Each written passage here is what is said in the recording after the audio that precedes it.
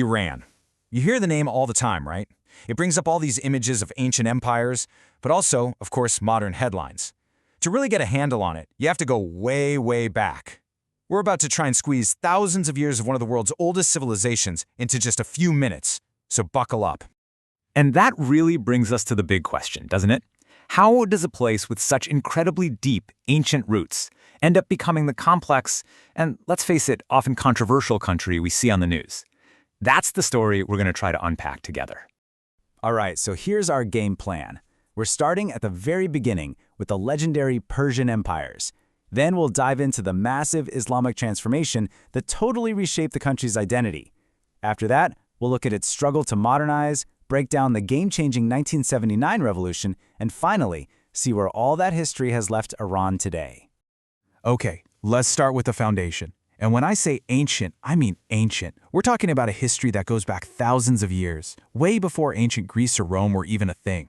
This isn't just a starting point. This is the bedrock of what it means to be Iranian. I mean, just look at the sheer scale of time here.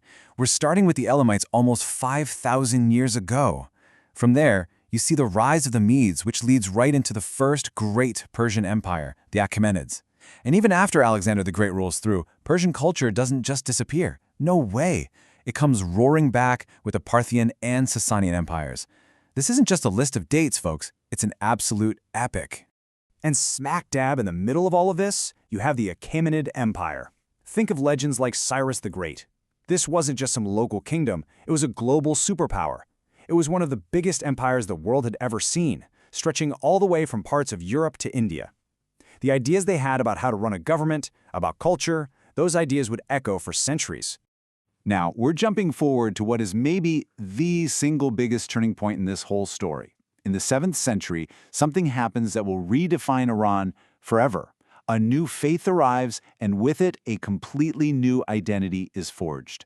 And the change was just profound. Before the Arab Muslim conquests, the main religion was Zoroastrianism, and the culture was tied directly back to those great Persian empires.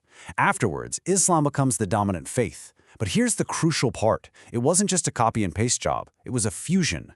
Over hundreds of years, a uniquely Iranian Islamic culture bubbled up, creating something totally distinct from the rest of the Muslim world. And this right here, this is so important for understanding modern Iran. It wasn't just that they adopted Islam, it was which branch of Islam? Shia Islam. When the Safavid dynasty made this the official state religion back in the 1500s, it created this powerful, distinct national identity that even today separates Iran from most of its Sunni-majority neighbors. It's a huge deal. All right, let's fast forward a few hundred years. We're now entering a period of massive pressure and change. This is really where the seeds of the modern Iranian state and a lot of its conflicts were first planted.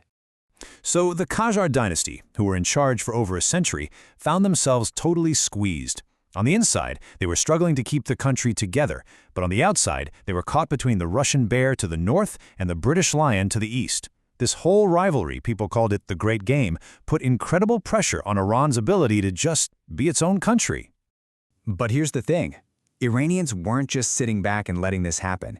In response, you get the Constitutional Revolution, which was this amazing early push for democratic reform in the Middle East.